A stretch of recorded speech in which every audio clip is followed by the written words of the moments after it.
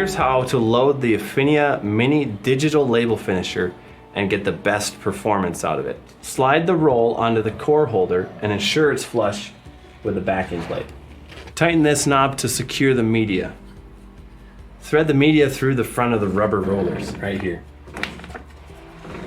Once it's through, tighten it down with this locking lever. Make sure it's in the second setting.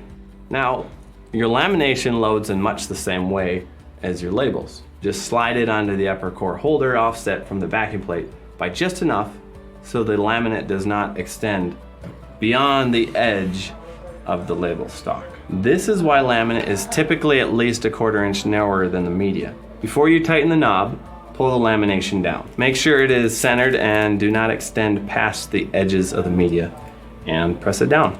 Reduce any slack in the lamination and tighten the knob. Next, we'll use the forward media button right here to advance the media far enough to feed into the plotter. We need enough slack to go under the tension arm, through the guides, and all the way through the plotter. Make sure you're lined up with the first paper alignment arrow as you feed it through the pinch rollers in the plotter.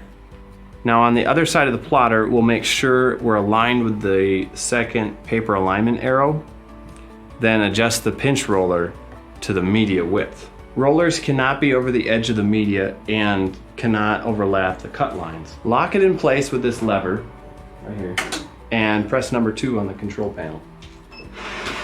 The head will detect the width of the media and you're good to go. So from here we need to step back for a second to adjust the tension.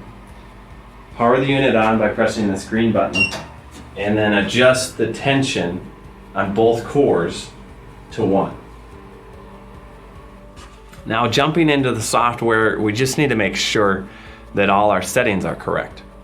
We have the right PDF loaded for our cut paths.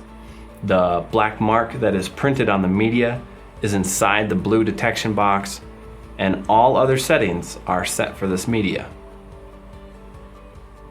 After our software is set up and we've completed the test cut, we can load the empty cores onto the core holders. Remember to press them flush against the backing plate and tighten the knob.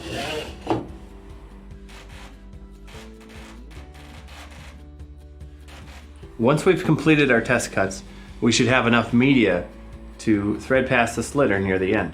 We bring the media under the tension arm right here, and then we're going to go over the first aluminum roller and under the second aluminum roller. Pull the media all the way through and then lower the sponge and lock it into place. Separate the waste from the labels and pull it up and over the empty core. Now it needs to be nice and tight, and then be sure to lower this pressure arm.